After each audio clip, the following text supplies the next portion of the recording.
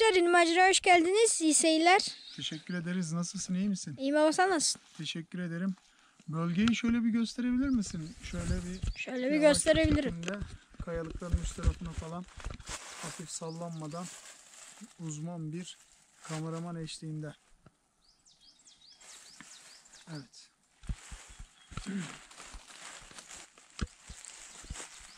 Düşmeden çekebildin yani. Aferin. Evet arkadaşlar, kameraman bu işi yavaş yavaş kapacak herhalde. Biz de ona elimizden gelen desteği veriyoruz. Ne diyoruz arkadaşlar? Gerçekten de birçok tarihin, birçok medeniyetin gelip geçtiği ve izlerini bıraktığı güzel bir bölgedeyiz ve harika bir keşfe başlıyoruz. Bunların da sizlerle paylaşmaktan gurur duyuyoruz arkadaşlar. Güzel bir bölgede harika bir işaretle olayımıza girmek istiyorum. Hemen küçük vadinin arka tarafında güzel bir define kasası açılmış arkadaşlar. Hemen şöyle göstereyim.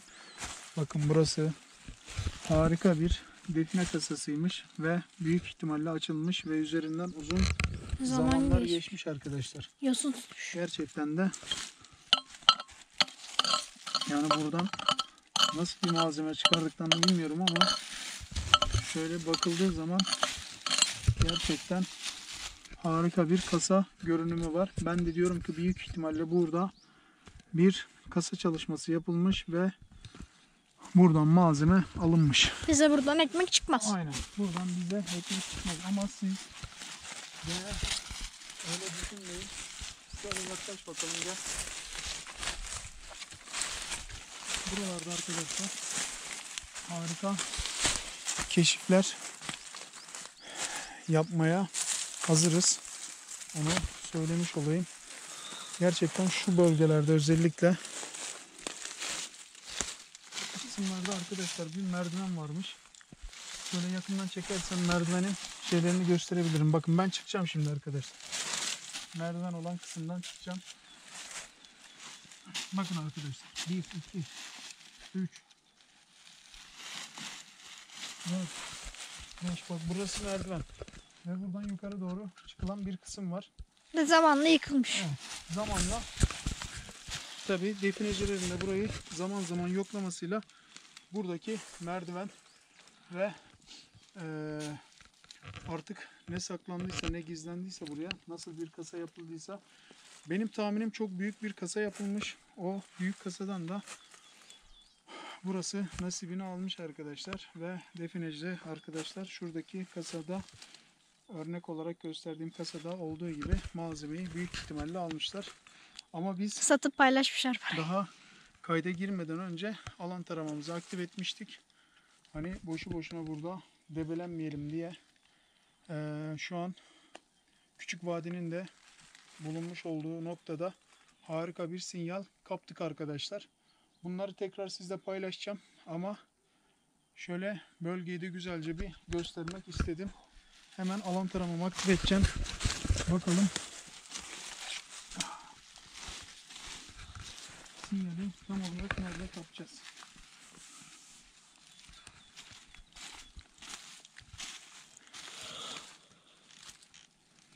Evet. Piri Reis 16'yı arkadaşlar değerliye aldım. Şimdi onunla birlikte sizle tekrar burada güzel bir keşif yapacağız. İnşallah kayda değer güzel bir ilk yakaladığımız sinyali yakalayaraktan kayda değer güzel bir malzemeyle karşı karşıya çıkarız. Çünkü burası gerçekten defineciler tarafından oldukça fazlaca yoklanmış bir bölge. Bölge diyorum çünkü gerçekten birçok medeniyetin gelip geçtiği bir bölge. Şimdi bakalım biz nasibimizde ne bulacağız? İlk alan taramamızı aktif ettiğimizde güzel bir sinyal yakaladık. Bakalım sinyali ikinci ve üçüncü defa dedektörümüzde de yakalayacak mıyız? Hep beraber görelim. Yaz nasip diyoruz arkadaşlar. Aynen.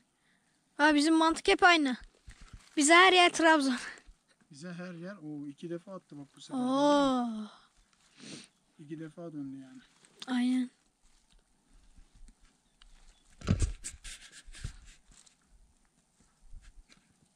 Evet. Alan taramamız yine aynı noktayı gösterdi.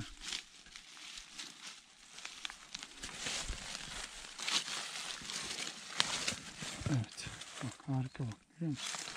Şu aşağıya bak. Görüyor musun? Anten uzunluğundan dolayı çarpmalar meydana geliyor. Ama inanıyorum dedektörle de güzel bir sinyal yakalayacağız. Ne yapıyoruz? Mineraline bakıyoruz arkadaşlar. Çünkü burada fazlaca kaya var. Maden olma ihtimali de çok fazla. Mineral de var. Değil mi? Aynen. Mineral de var. Hemen oksite bakıyorum. Sırasıyla hepsine bakacağım. De bunlar kaya değil ki. Evet. Kayaç bunlar. Kayaç. Aynen. Doğru söylüyorsun. İçindeki madene hiç dokunmamış taşlar. Doğru söylüyorsun. Boşluğa bakıyorum. Boşlukta bayağı var. Ama anten gene Dönemedi. dönemedi. Tamamlayamadı yani. Kayaya yanaştırsak daha hızlı dönecek ama. Evet. Bir de bronz olarak bakıyorum bak. Baba, Efendim. anteni çıkarsan döner mi? Bilmiyorum. Denemek lazım.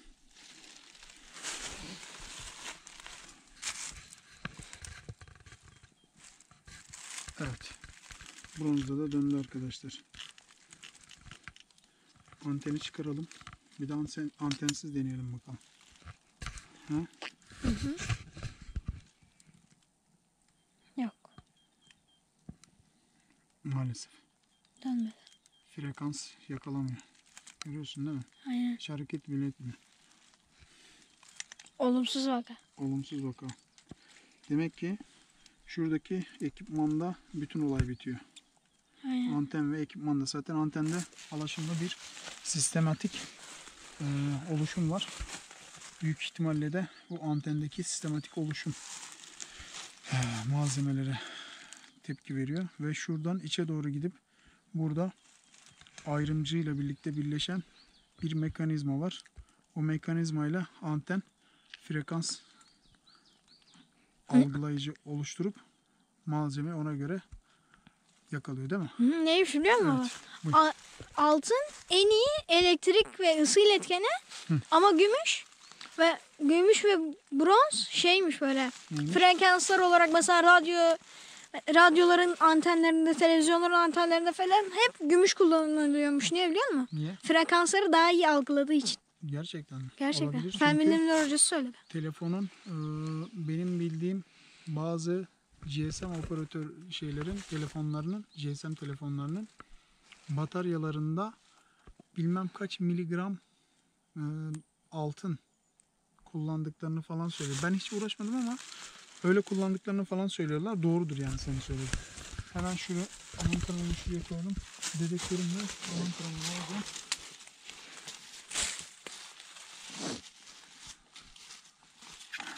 Yeraltı görüntüleme, alan tarama diyorum.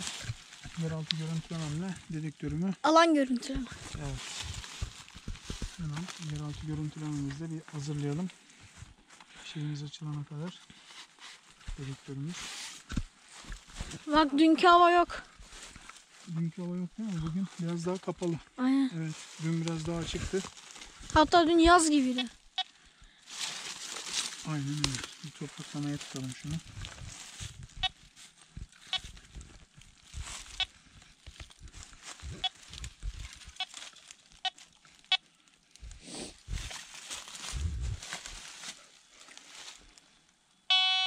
Gördün mü?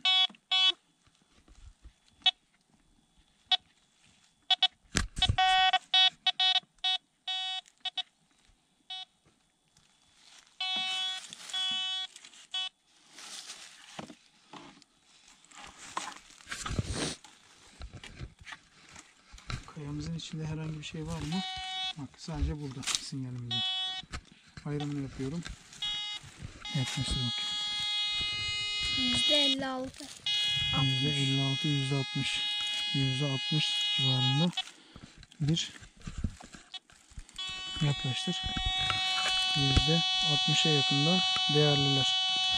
Hemen şunun yükseklik açısını ayarlayalım.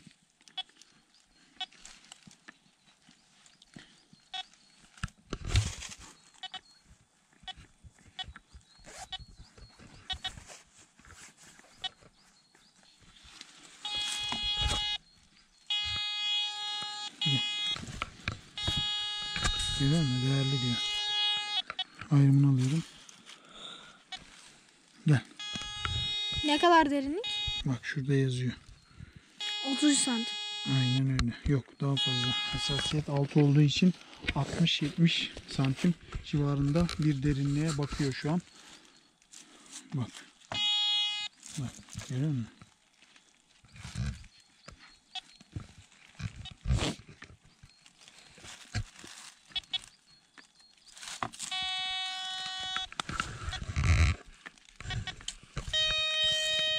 Gördün mü? %90 değerinde civarında altın diyor. Yaklaştır iyice gözüksün. Evet. Yeraltı görüntü. Bence burası tılsımlı. Tılsımlı mı? Ha. Nereden çıkardın? Birincide 56-60 gösteriyor, ikincide 90 gösteriyor. Ciddi misin? Ha. Olma ihtimali var. Şimdi yeraltı görüntülememizde de bakalım. Şimdi bakacağım, belki 13 çıkaracak. Öyle mi diyorsun? Diyorum. Hadi bakalım.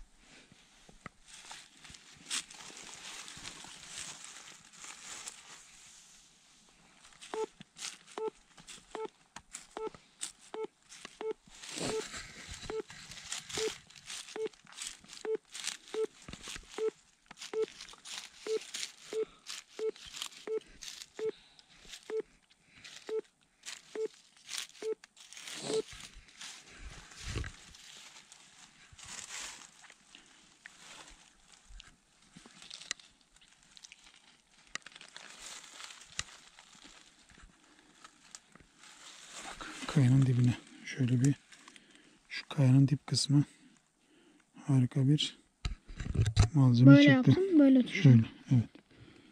Şu kayanın dip kısmı dibinde harika bir malzeme var. Görüyor musun? Görüyorum. Evet. Ha. Canlı tarama diyorum bakalım.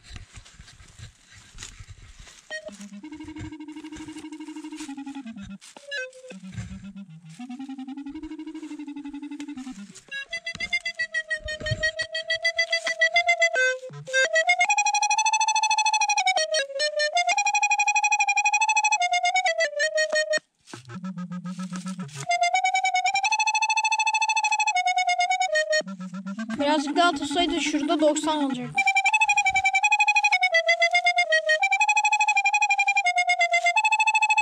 Kaç oldu? 90. 90'ı gördü. Havadaki minerali ölç. Dın dın dın dın dın dın dın. Evet, yeraltı görüntülememizde de hemen güzel bir sinyalimizi yakalamış olduk. Baksana buralarda hep goncayla dolu. Bakın taklamasımızı bekleyelim. Buradan güzel bir çalışma yapalım. Evet. Kasanın altından girelim, üstünden çıkalım. Değil mi? Aynen öyle.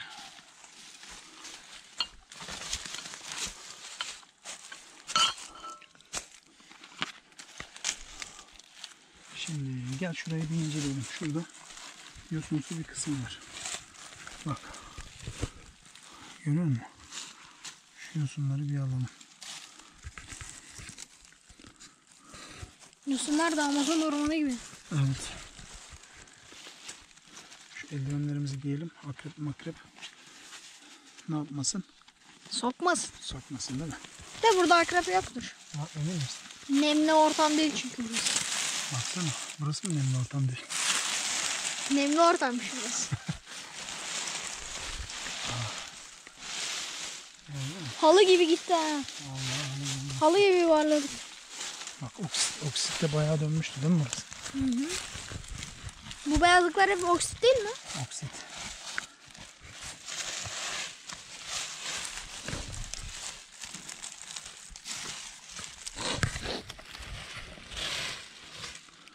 Şimdi pointerimiz nerede?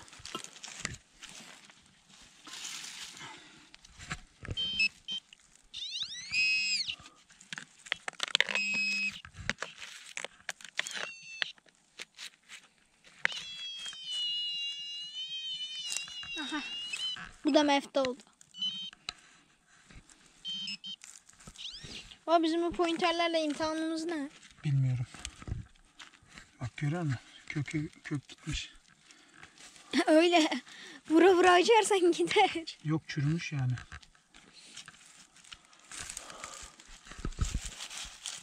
Şimdi.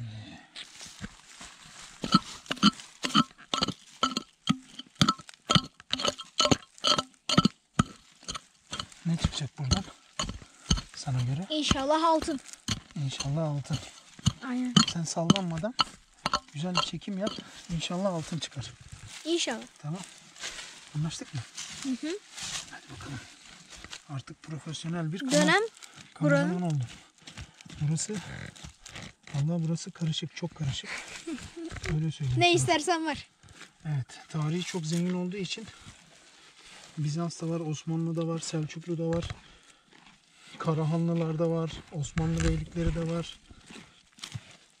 Var oğlu var yani.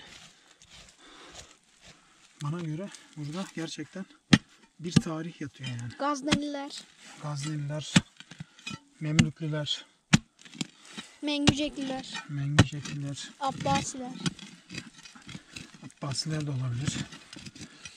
Abbasiler hangi medeniyete mensup? Abbasiler. Araplar değil mi? Aynen. Abbasiler Osmanlılara dost muydu, düşman mıydı? Dosttu. Dost muydu? Dosttu. Emin misin? Eminim. Yanılmıyorsun. Ah. Yanılmıyorum. İyi bakalım. Araplara Çinliler saldıracak. Hı. Ama Arap Yarımadası. Burada da Selçuklu var. Hı.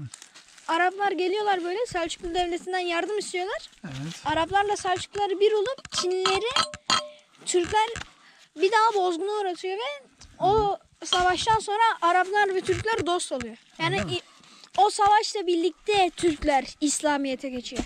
Öyle diyorsun. Aynen. O savaş olmasa belki Türkler halen Hristiyan olacak. yani. Hristiyan olarak kalacak değil mi? Aynen. Sonra işte o Abbasiler böyle İslam diniyle ilgili Türklere mesela Türkler savaş konusunda da güçlüler ya. Tamam. O zaman Selçuklu Devleti'nin zamanında. Tamam. Böyle nasıl diyeyim ben sana? İslamiyet'in böyle mesela nasıl diyeyim? Mesela şeriatta ne yaparlar? Ne yaparlar? Hırsızlık yapan Kısası. sağ elle yapıyorlarsa sol elini, sol elle yapıyorlarsa sağ elini, bir daha yapıyorsa sağ bileğini, bir daha yapıyorlarsa sol ayak bileğini kesiyorlar değil mi? Evet. Mesela böyle büyük suç görevlerini Türklere falan devrediyorlar. Hı. Ve Türkler böyle beylikler halinde İslamiyet'e geçiyor. Şey mi? Abbasiler döneminde. Aynen. Anladım. Yani ne diyorsun? İşin özeti. Ama o Çinlilerle olan savaşa Selçuklular değil Karahanlılar gidiyor. Selçuklar değil, Karahanlılar biliyor. Aynen. Neden? Karahanlılar gidiyor o savaşa. Ha, Karahanlılar gidiyor. Aynen. Tamam. Karahanlılar ilk Türk devleti olarak geçiyorlar. Biliyorum. İlk Türk devleti Karahanlılardı. Aynen. Şimdi burası biraz çetin bir kasaya benziyor. Sinyal aldık ama. Baba Efendim? sen bana diyorsun Osmanlı ile Abbasiler dost muydu düşman mıydı diyorsun. Tamam. Osmanlı dünyaya 600 yıl boyunca Kur'an-ı Kerim'le yönetiyor. Evet. Yani Tüm dünyaya bir merkezden sadece Kur'an-ı Kerim'le yönetiyor. yani aslında devleti yönetme şekli din şeyinden geçiyor değil mi? Aynen. Çünkü şu an günümüzdeki Hristiyanlar ne yapıyor? Halen din aracılığıyla ne yapıyor? Ülkelerini veya medeniyetlerini yönetiyorlar. Doğru mu? Aynen. Mesela- Ama doğru değil. Neden? Ama mesela ben şimdi Doğru ben değil de yani. Hristiyanlar kitaplarının içindekileri değiştirip öyle Ha. Allah'ın şey yapmadığı şeyleri Allah böyle istiyor diyorlar ya. Ama, O hem şirk hem de yanlış. ama onlar o şekilde görmüşler. Aynen. Onlar da dinlerini değiştirdikleri için maalesef ki yanlış bir din bilgisiyle ülkelerini yönetiyorlar veya dünyaya hüküm sürmeye çalışıyorlar. Aynen. Doğru mu? Aynen. Böyle de diyebiliriz yani. Evet. Buradan sinyal aldık ama bizi ağaç kökleri zorlayacak gibi duruyor. Yeter ağaç kökleri diyor. Yeter bu definecilerden. Çıkmıyorum artık.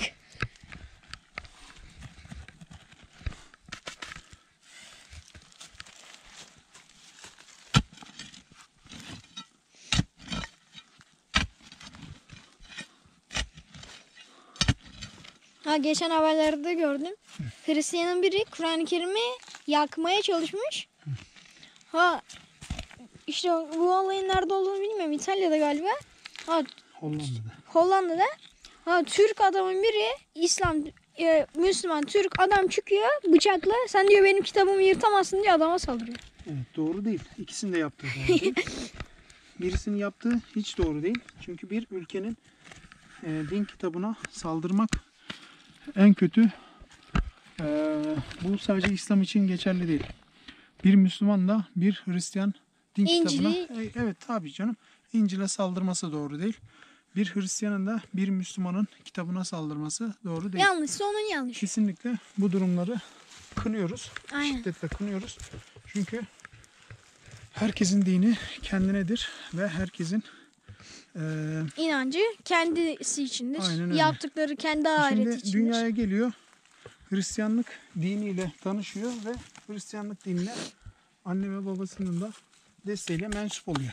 Doğru mu? Aynen. Bu arada tırnağımı kırdım. Acıyor mu? Biraz acıyor. Şimdi bu kişi ona inanmış. O din üzerinden devam ediyor. Doğru mu? Kitap Aynen. üzerinden veya Hristiyanlık üzerinden devam ediyor ve onu kabul ediyor. Sen bunu yanlış görüyorsun ve onun dinine, kitabına saldırıyorsun. Bu doğru değil. Aynı şekilde onların da bizim dinimizi yanlış görüp bizi terörist gibi görüp bizlere saldırmaları da doğru değil. İki taraflı da her iki tarafta birbirine böyle şeyler yaptığında iki tarafı da aynı derecede kınıyoruz. Müslüman yapıyorsa Müslümanı, Hristiyan yapıyorsa Hristiyanı. Herkesin dini, herkesin yaşam şekli kendinedir. Doğru mu? De şöyle bir durum var. Yani sen diyor ya, Hristiyan bu ailede doğuyor, Hristiyan bir şekilde büyüyor, o dine mensup oluyor diyorsun ya. Hı hı. De Allah Teala böyle mesela o zaman Hristiyan yani herkesin Müslüman olmasını ister Allah'ımız. Herkesin cennette en iyi makamda olmasını ister şüphesiz. Tabii. Ama neden çocukları Hristiyan ailelerde de doğuyor gibi bakıyorsun ya. Evet. Yani orada ama bak internette her şey var. Kur'an-ı Kerim var. Her şeye ulaşabilecek imkan var. Evet. En azından böyle küçük dikdörtgen tuşsuz bir cep telefonundan açıp Kur'an-ı Kerim dinleyebilirsin değil mi? Tabii. Kur'an-ı Kerim'le Hristiyanlığın, ateistliğin, Museviliğin karşılaştırmasını yapabilirsin değil mi? Aynen öyle. Görüyor musun? Aynen. Ya herkesin irade kendi elinde. Yani. Dileyen Hristiyan oluyor, dileyen Müslüman oluyor. Biz Müslümanız. Biz kendi dinimizin mükemmel olduğunu biliyoruz ve ona göre yaşıyoruz.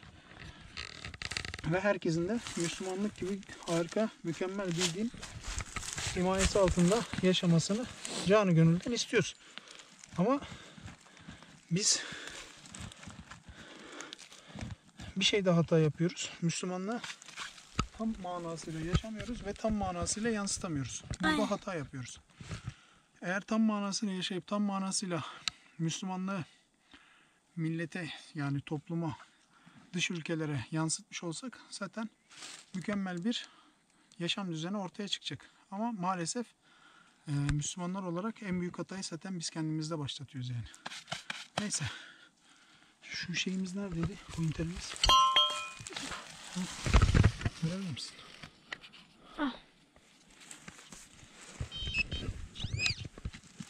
Biliyor musun?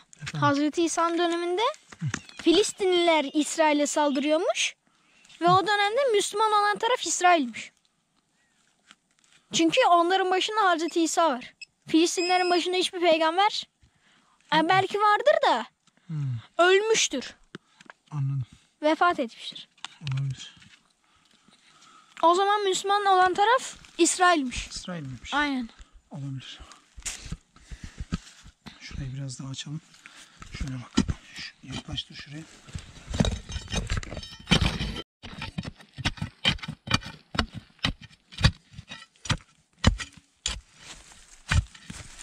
Malzeme yüzeyseldi değil mi?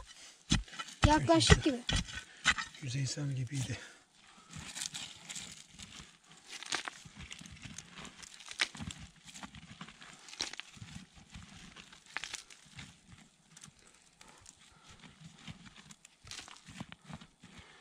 Yeraltı görüntülemesi en çok burada sinyal veriyordu değil mi? Aynen. Evet.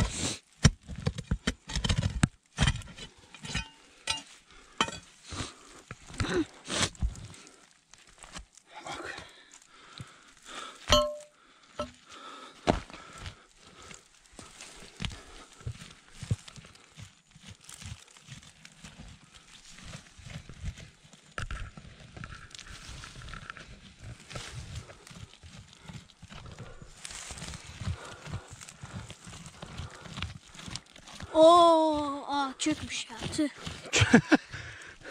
Kök altın sandım var ya. Harbi mi diyorsun? Bir heyecanlandım. Aslanım benim. Bak ver şunu. Kök altın mı sandın? Şunu. Pointerimiz nerede? Dur bir saniye. Versene pointer. Heyecan yarıda kaldı. Heyecan yarıda kaldı. Aslanım benim be, gel.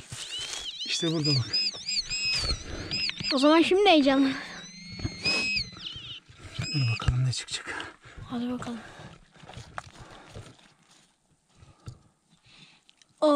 Atnalı.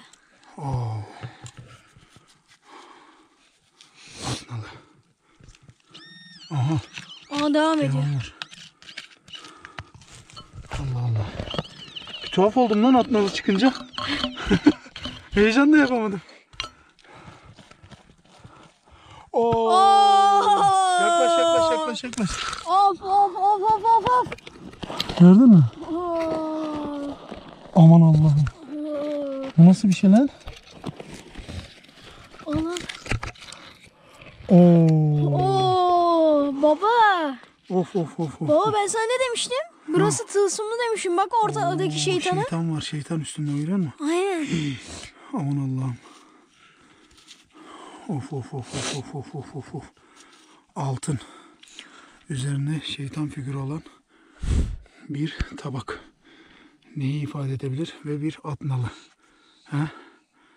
Neyi ifade edebilir bunlar? Neyi ifade edebilir? Otur bakalım aşağıda. Sabitle kendini. Ha? Neyi ifade edebilir? Bak burada bir tane de kırmızı taş var. Buradaki taş da kırılmış. Kopmuş. Atnalı ve üzerinin içinde şeytan resmi olan bir tabak. Sence neyi ifade edebilir? Sen burada demiştin ya tılsımlı diye. Aha, Hatırladın mı? hatırladım. Baba, burada tılsım olabilir bak. Sinyal bir gidip bir geliyor demiştin ya. Aynen. Aman Allah. Sen dua etmeye başla.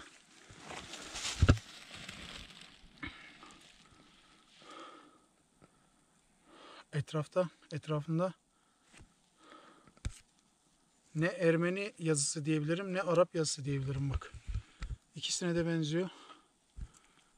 Ve ortasında oturmuş şeytani bir figür var, görüyor musun? Aynen. Kulakları kocaman, burnu Aynen öyle. kocaman. Şu kökten tut. Kökten tut. Şu yukarıdan. Hah. Aferin benim oğluma. Ne olabilir? Şey olabilir. Bizanslıların nasıl diyeyim ben sana? Ben şurayı bir daha kontrol edebilir miyim? Edebilirsin. Sen şunlara yakın bir çekim al. Yakın bir Ben şu çekim. dedektörle bir bakalım mı komşuya? Atmalı şey olabilir mi? Ne? Böyle bu parçayı korumak için. Olabilir. Evet. Dedektörü gösterebilir misin? Bakın cihaz sinyal almıyor. Sinyal buraya kadar arkadaşlar. Sinyali kapattık.